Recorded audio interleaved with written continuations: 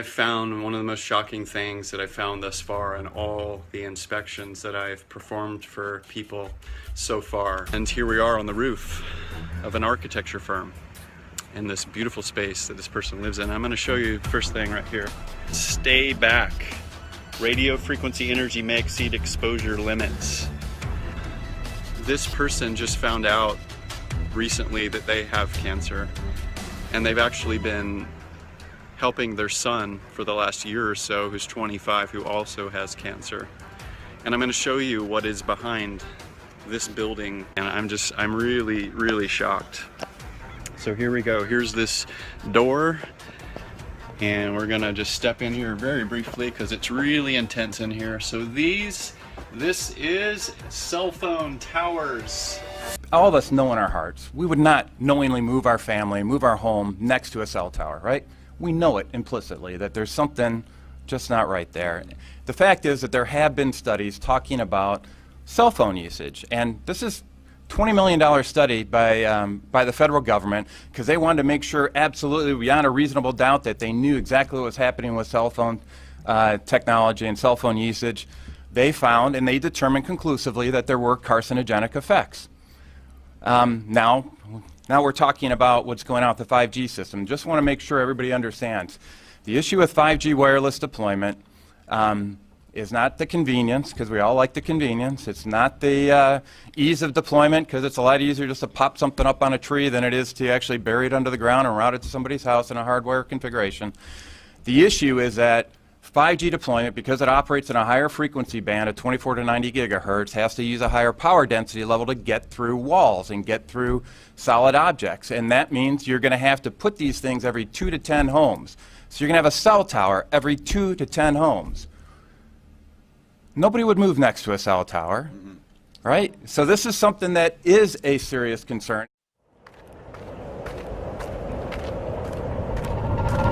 This is Dan Dix here, reporting for Press for Truth. We're here in Spokane, Washington for the Red Pill Expo, and I am joined right now by our good friends at World Alternative Media, John Sneisen. Now, John, I wanted to talk to you a little bit about this coming 5G network, because you are coming from a telecommunications background.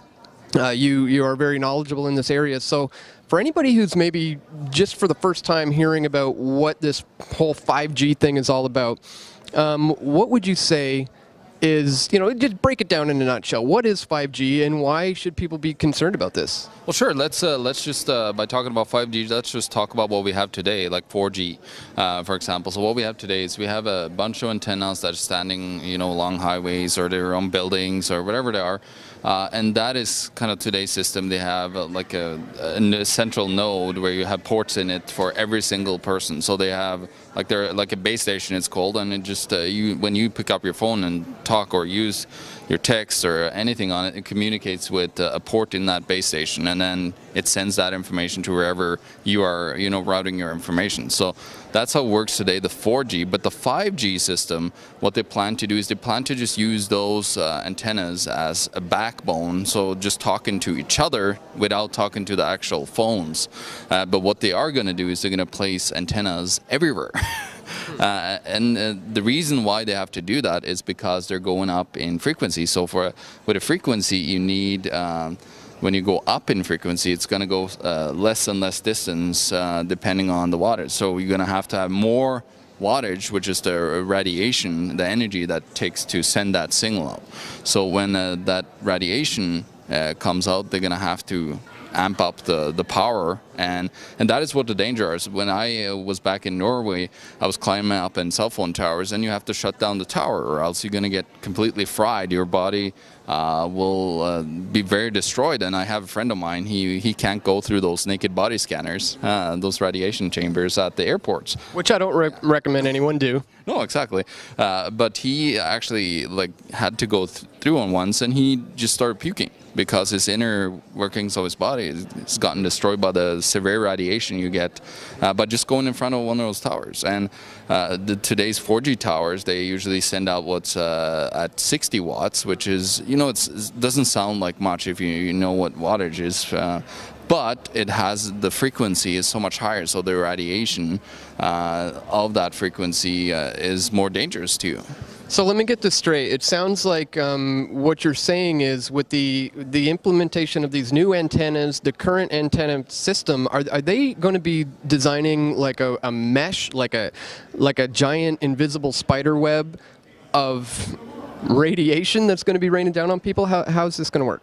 Well, yeah, what it's going to do is you're going to have an antenna like right at your door almost, because the frequencies that they're looking at running at is, you know, between 6 gigahertz all the way up to 60. But the problem is today I'm installing just with 4G, I'm installing cell phone boosters in people's home. I don't recommend that you ever put that in your house, because it's now you have a mini cell phone antenna in your house, which is not good for your health.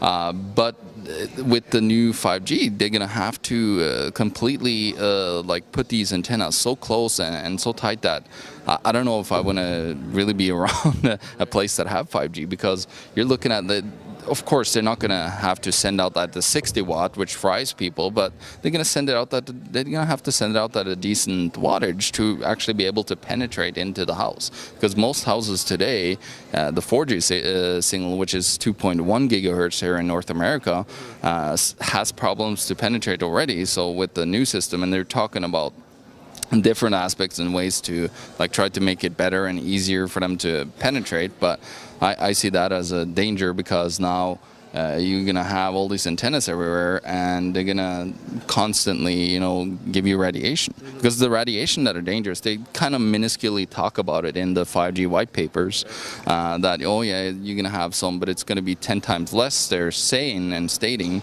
But with 4G, you don't even want to have this phone up to your head, because you're gonna, if you ever been, you know, talking like this, you've had like and felt, you know, the warmth, and that's the radiation that are, you know, damaging your cells. Mm-hmm.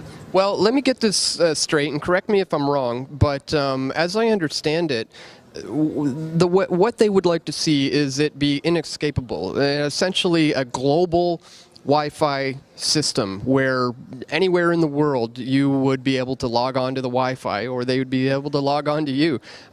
Is that true? Is that what they're going for here, a global universal Wi-Fi system?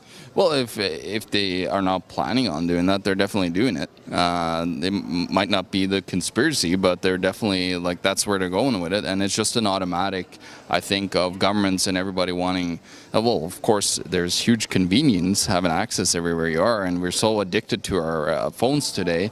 So I believe that, I'm pretty sure that, you know, the implementation of this is not going to be, you know, good for people's health because of the radiation. And in Norway, for example, you have housing built like far away from the high voltage lines, because that radiation is very damaging for you as well. Like, people have been proved to get cancer and bad cancers like leukemia and so on by, you know, being close to those antennas. So it's not good at all to implement this system, but it's super convenient.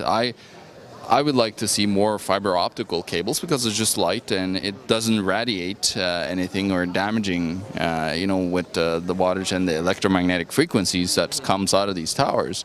But it's not going to be as convenient anymore, because you don't have Wi-Fi. You know, you're not so portable anymore, yeah. Right? So it's all about the convenience, and people will willingly, you know, adopt to this because it's super convenient. Yeah.